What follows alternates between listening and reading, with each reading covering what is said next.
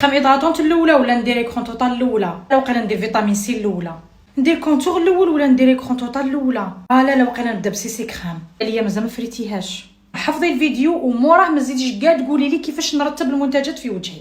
الحاجه الاولى كامل اللي لازم ديريها في وجهك هي الفيتامين سي. وعلاش؟ باسكو بزاف خفيفه، ما تخليش وجهك يتاكسد. القاعده اللي لازم تديها سيك توجور لي سيروم هما اللي تبداي بهم في وجهك ومن بعد تروحي للكريم. المرطب هو المرحله الثانيه اللي ديريها في البشره تاعك. كريم هيدراتونت تاع بيوليلا خلاص ما عنديش واش نزيد نقول لكم. شوفوا هذه لا دوزيام بواط رايحه قريب تخلص، ليدراتاسيون تاعها واعره بزاف. المرحله الثالثه هي كونتور تاع لي زيو.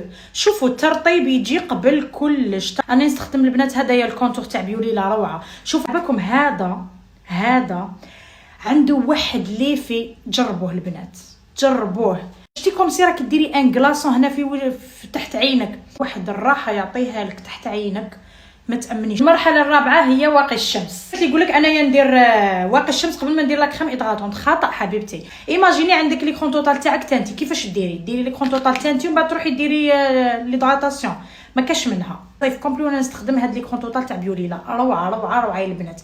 ما تكحاليش و اون ميم طون تبيض لك لابو تاعك. ولا هنا لحقنا للمرحله الاخيره اللي هي لا سي سي كريم ولا لا بيبي كريم ولا الفون دو تان. سا ديبون تي واش تحبي تيتيليزي. انا النصيحه اللي نعطيها لك، الا كان وجهك فيه دي طاش ولا فيه الحب ولا اثار الحبوب، نصحك بهاد لا سي سي كريم تاع بيوليلا باسكو داويك و اون ميم طون توحد لك لون البشره. شوفي كونتينون اللي ينحي لك كامل هذوك لي طاش تاع الحب ومام ينحي لك لي سيكاتريس اللي كاينين في وجهك، وتصلح لجميع الوان البشره باسكو تتلون على حسب لابو تاعك. شوفي لي لو تان كيفاش راهو ضاوي وراهو بيرفكت.